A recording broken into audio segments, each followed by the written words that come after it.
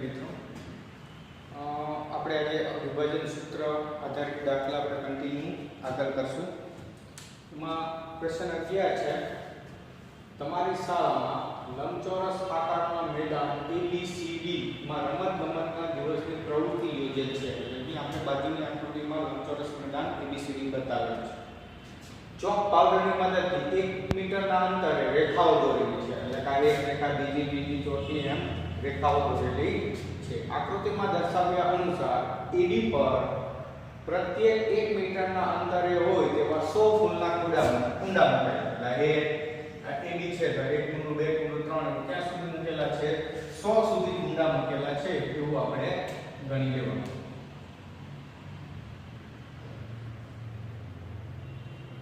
સુધી આપણે કુંડા મૂકેલા છે.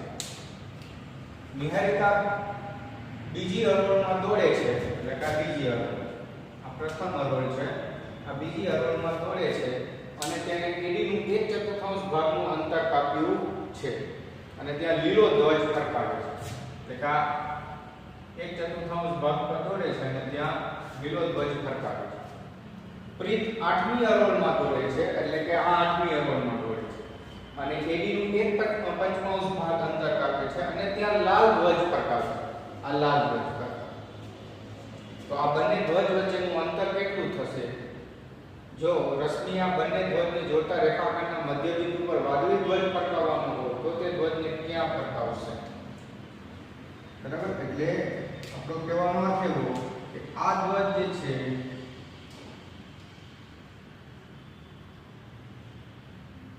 આને આપણે B કહીએ અને આપણે A કહીએ. A થી B નું અંતર આપણે શોધવાનું છે. એના યામ હોય અને B ના યામ હોય તો આપણે અંતર સૂત્રની મદદથી અંતર શોધી શકીએ છીએ. ચાલો તો એના યામ શોધવા માટે જો અહીં તમે જોઈ શકો છો x અક્ષ તો 2 છે એટલે 2 છે. તમારે y યામ એ પ્રમાણે અહીંયા 8મી હરોળ છે એટલે આનો y યામ x યામ તો 8 છે શોધવાનું રહેશે. ચાલો અહીં પ્રથમ તો આપણે જોઈ શકીએ છીએ કે AD પર પ્રત્યેક 1 મીટરના અંતરે 100 ફૂલના કુંડ મૂક્યા છે, કુંડા મૂક્યા છે. અહીં AD પર પ્રત્યેક 1 મીટરના અંતરે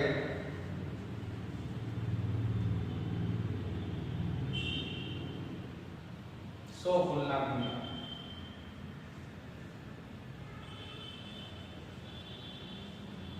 કુંડા છે માટે AD બરાબર 100 મીટર. એ તો ક્લિયર છે. ચાલો AD બરાબર 100 મીટર છે. હવે આપણને એવું કહેવા માંગ્યું છે કે નિહારિકા બીજી હરોળમાં દોડે છે અને AD નું 1/4 ભાગનું અંતર કાપે છે. નિહારિકા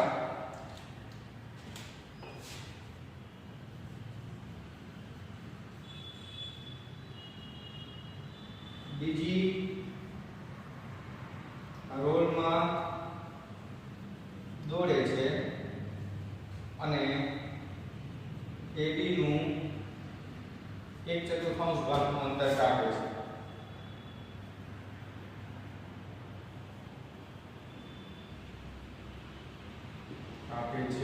માટે x યામ 2 અને y યામ બરાબર 100 * 1/4. AD નું 1/4 એટલે 25 ચોક 100 કેટલો થશે? 25. માટે એના યામ શું થશે? 2,25 થશે ને 2,25 કામ. ચલો એ જ રીતે જો આપણે આગળ વિચારીએ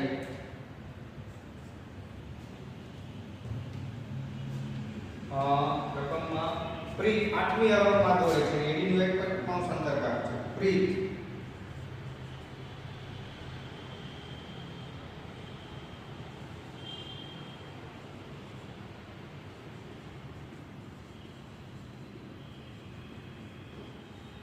અને AD નું 1/5 ભાગનું અંતર આપે છે માટે x યામ કેટલો થશે એનો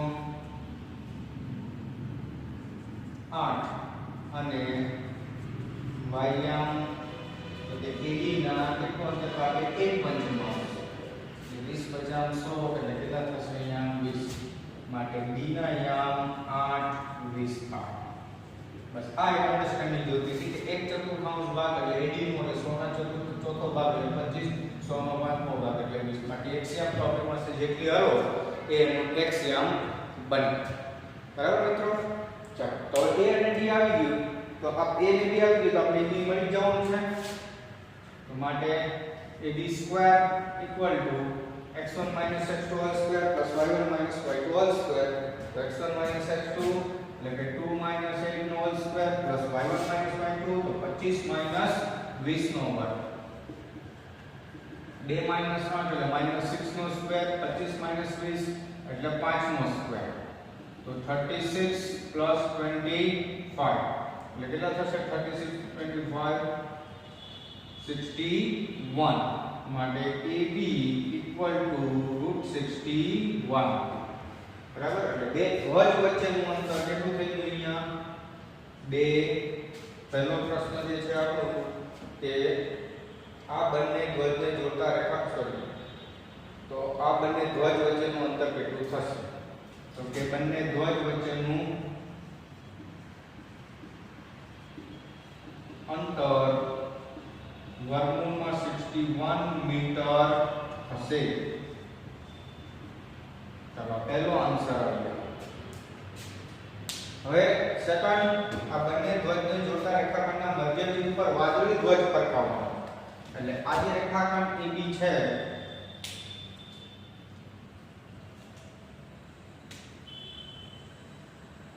ના મધ્ય બિંદુ પર વાદળી ધ્વજ ફરકાવવાનો છે રેખાખંડ AB નું મધ્ય બિંદુ રેખાખંડ AB ના મધ્ય બિંદુના યામ શોધવા પડે અને મધ્ય બિંદુના યામ એટલે બે x યામનો સરવાળો ભાગ્યા 2 2 y યામનો સરવાળો ભાગ્યા 2 તો એને આપણે ઉપરની સાઈડ શોધી લઈએ તો પણ ચાલશે રેખાખંડ AB ના મધ્ય બિંદુના યામ ઇક્વલ ટુ AB ના મધ્ય બિંદુના x યામનો સરવાળો ભાગ્યા 2 એટલે 2 8 છેદમાં 2 25 20 છેદમાં 2 એટલે 10 ના છેદમાં 2 અને 5 45 ના છેદમાં 2 એટલે કે કેટલા થશે આ 5 અને 45 ના છેદમાં 2 એટલે પોઈન્ટમાં લઈએ તો 22 પોઈન્ટ આ તો સ્થાન દર્શાવવાનું છે બાકી પોઈન્ટમાં લેવાની જરૂરિયાત નથી 5મી હરોળમાં 22.5 મીટરના અંતરે એનો આન્સર એવો થશે ને તો એ ક્યાં ફરકાવશે તો કે આપણે રશ્મિ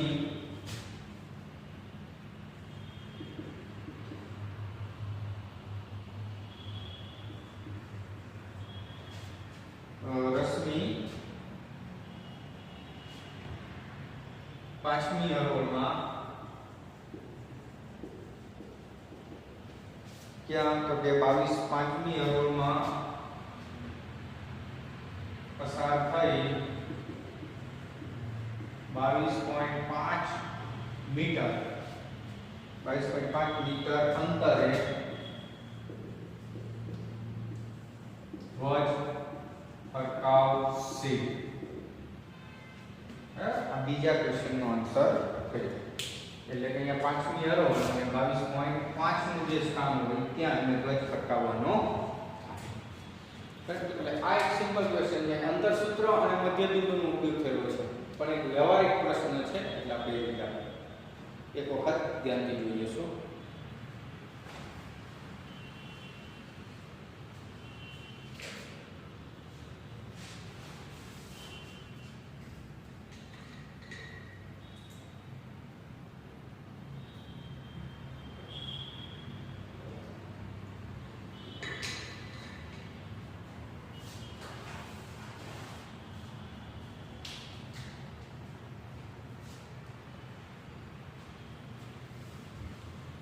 नेक्स्ट क्वेश्चन જોઈએ આપણે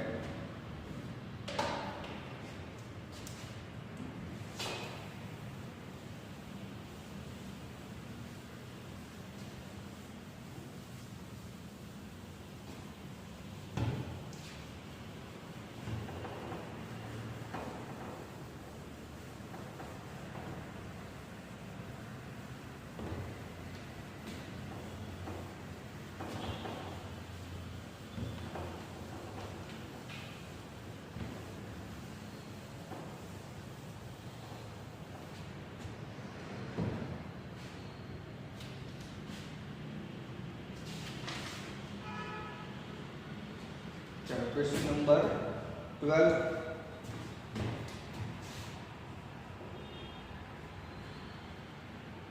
स्वाध्याय 7.2 નો સ્વાતનો ક્વેશ્ચન જોઈએ આપણે AB વર્ગનો વ્યાસ છે ને તેનું કેન્દ્ર 2 - 3 છે AB વર્તુળનો વ્યાસ છે તેનું કેન્દ્ર 2 - 3 છે અને B 1 4 છે અને B 1 4 છે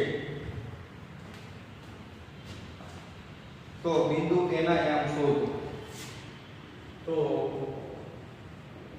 બિંદુ A ના યામ શોધો ચાલો મિત્રો અહીં AB વર્તુળનો વ્યાસ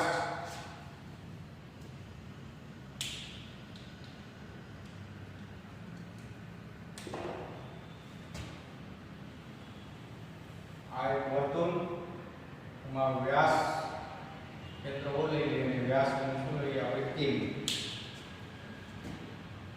કેન્દ્ર 2 - 3 છે એટલે કે એનો અર્થ એવો કે કેન્દ્રના યામ શું છે 2 અને -3 B 1 4 છે તો એના યામ આપણે x અને y લઈએ ધારો કે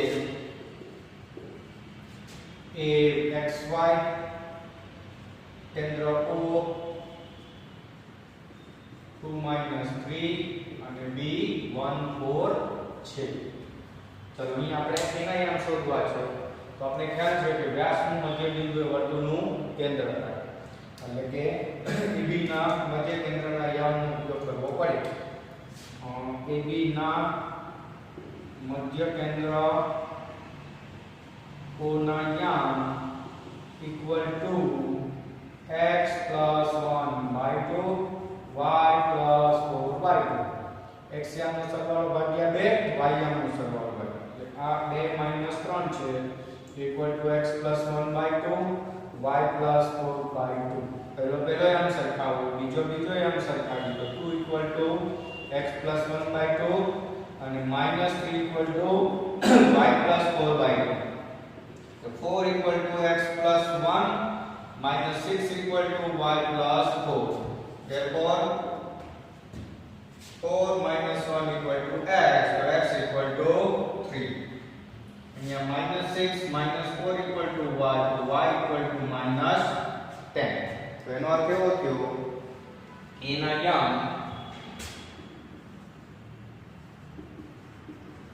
3 - 10 છે સમજી ગયા મિત્રો અહીં એટલે કે અહીં આપણે મધ્ય કેન્દ્રનો જે સૂત્ર છે એની જ હેલ્પ લેવાયેલી છે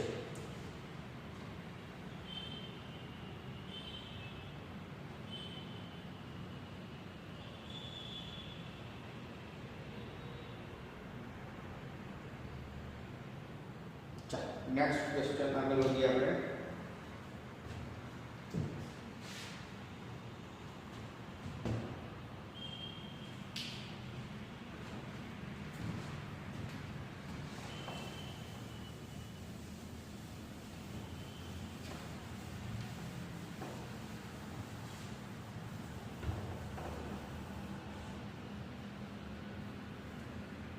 क्वेश्चन नंबर 13 स्वाध्याय 7.2 નો છઠ્ઠો પ્રશ્ન जो A12 सॉरी जो 1 2 4y 4 y x, 6 અને 3, 5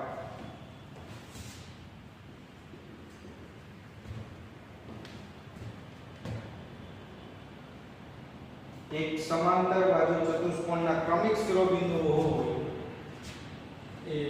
એક સમાંતર બાજુ ચતુષ્કોણના ક્રમિક શિરોબિંદુઓ હોય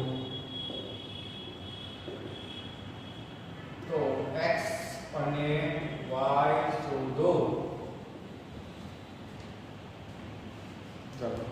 સમાંતર બાજુ ચતુષ્કોણના ક્રમિક શિરોબિંદુઓ ધારો કે A12 B4y C x6 અને D35 એ સમાંતર બાજુ ચતુષ્કોણ ABCD ના ક્રમિક શિરોબિંદુઓ છે. ચલો સમાંતર બાજુ ચતુષ્કોણના ક્રમિક શિરોબિંદુઓ હોય એટલે એનો ગુણધર્મ યાદ કરો. સબાચો કોને કહેવાય? તો કે સામસામેની બાજુ સરખી હોય તો. અને અથવામાં બીજો ગુણધર્મ કે સબાચો હશે એટલે એના વિકર્ણો પરસ્પર દુભાગે. બરાબર? વિકર્ણો પરસ્પર દુભાગે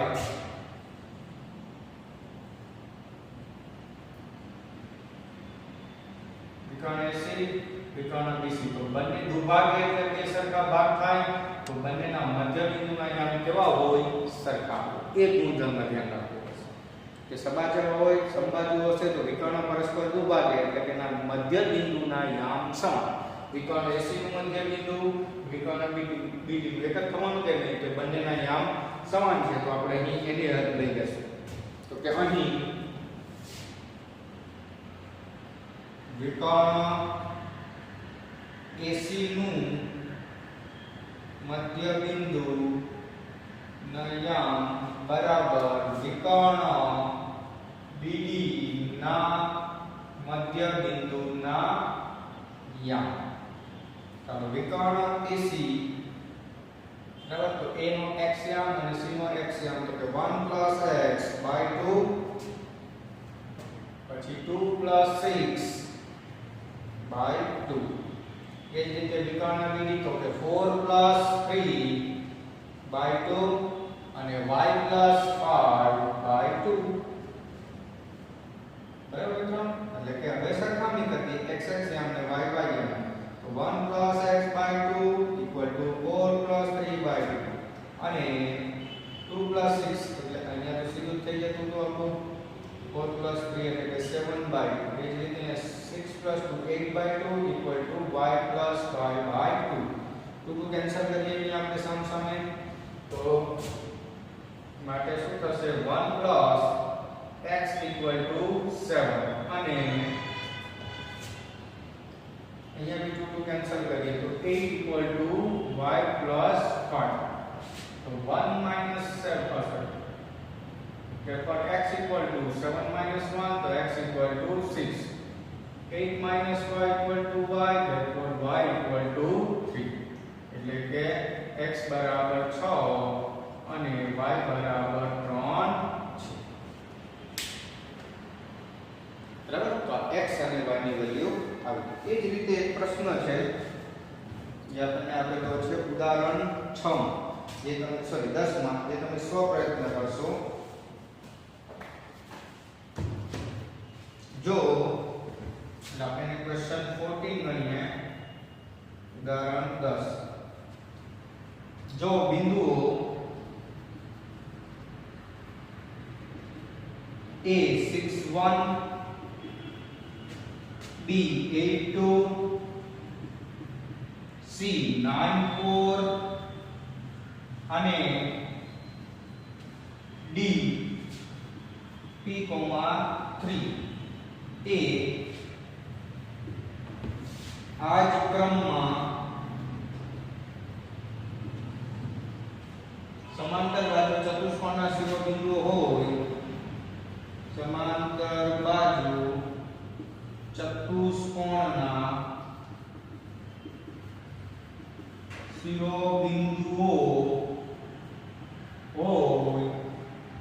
તો p ની કિંમત શોધો. મિત્રો અહીં આપણને ABCD નામ આપી દીધું, જે આપેલું નહીં હતું. ખાલી p છે x અને y. તો એ જ વસ્તુ થઈ ગઈ.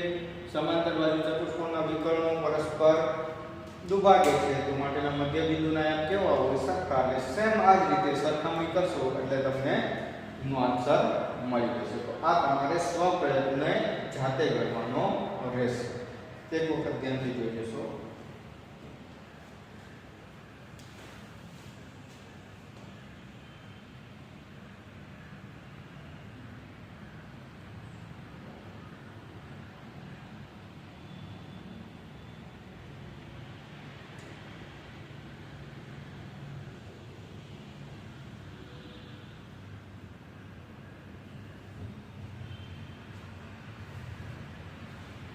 नेक्स्ट क्वेश्चन જોઈએ.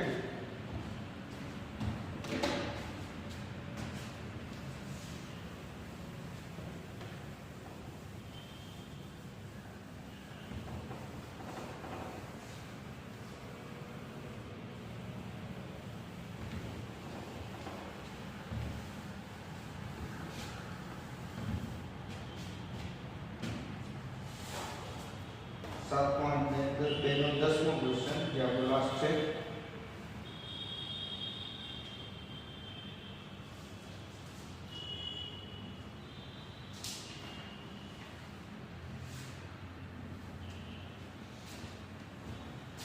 Question number 15.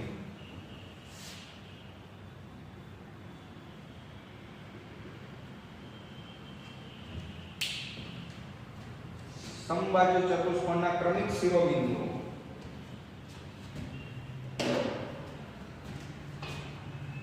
समबाजु चतुष्कोणना क्रमिक शिरोबिंदुओ 30, 4, 6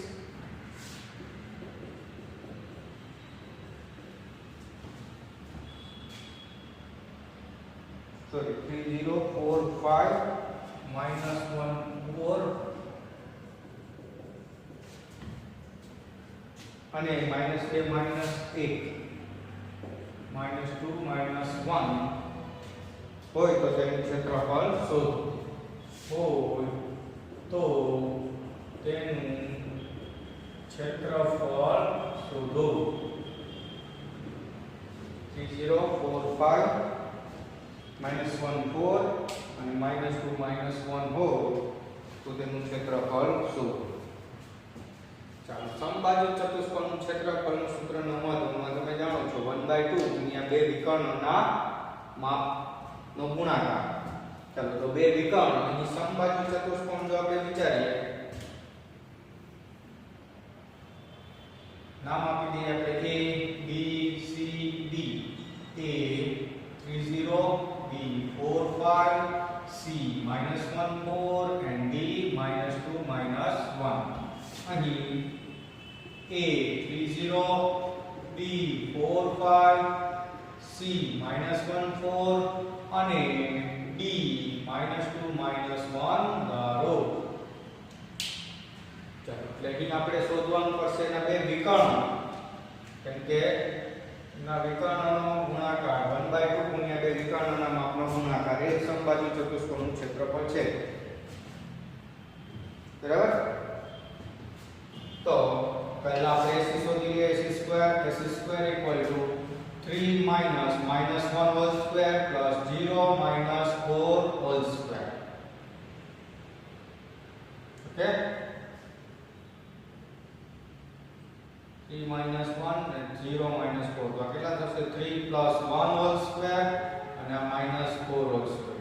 3 plus 1 4 નો square plus 16 એટલે કે 16 plus 16 32 એટલે કે AC square = 16 2 square થશે. 16 ગુણ્યા 2 એટલે કે AC square 4√2 whole square એટલે કે AC = 4√2. ચાલો, એ જ રીતે હવે આપણે શોધી નાખીએ BD² 4 minus minus 2 whole square, 5 minus minus 1 whole square. એટલે 4 plus 2 whole square, 5 plus 1 whole square. 4 plus 2 6 no square, 5 plus 1 6 no square. 36 plus 36 equal to 72. Therefore BD square equal to 36 into 2. માટે BD square equal to 6 root 2 whole square. So BD equal to 6 root 2. એટલે કે આપણને બંને વિકર્ણ મળી ગયા. તો હવે સમબાજુ ચતુષ્કોણનું ક્ષેત્રફળ એ આપણો ABCD છે. એટલે ABCD બરાબર 1/2 ગુણ્યા બે વિકર્ણના માપનો ગુણાકાર એટલે કે AC ગુણ્યા BD. તો 1/2 AC 4 વર્ગમૂળમાં 2 અને BD 6 વર્ગમૂળમાં. તો 2 2 4 6 2 12 અને વર્ગમૂળ 2 ગુણ્યા વર્ગમૂળ 2 એટલે 2 એટલે કે 24 થશે. બરાબર છે. એટલે ક્ષેત્રફળ કેટલું થયું અહીંયા 24 ચોરસ એકમ. બરાબર. એટલે આપણો આન્સર શું થશે? માટે માંગેલ ચતુષ્કોણનું ક્ષેત્રફળ માંગેલ ચતુષ્કોણનું ક્ષેત્રફળ 24 ચોરસ એકમ છે. પણ મિત્રો આ અંતર સૂત્ર પહેલા તો ગુણધર્મ ચતુષ્કોણનો ખબર હોવું જોઈએ કે વિકર્ણ ચતુષ્કોણનું ક્ષેત્રફળ 1/2 ગુણ્યા બે વિકર્ણનો ગુણાકાર. પછી આપણે અંતર સૂત્રની મદદથી જે બે વિકર્ણો લાવેલા છે ના માપ લાવ્યા છે અને પછી એનું ક્ષેત્રફળ શોધેલું છે. એક વખત ધ્યાનથી જોઈશું.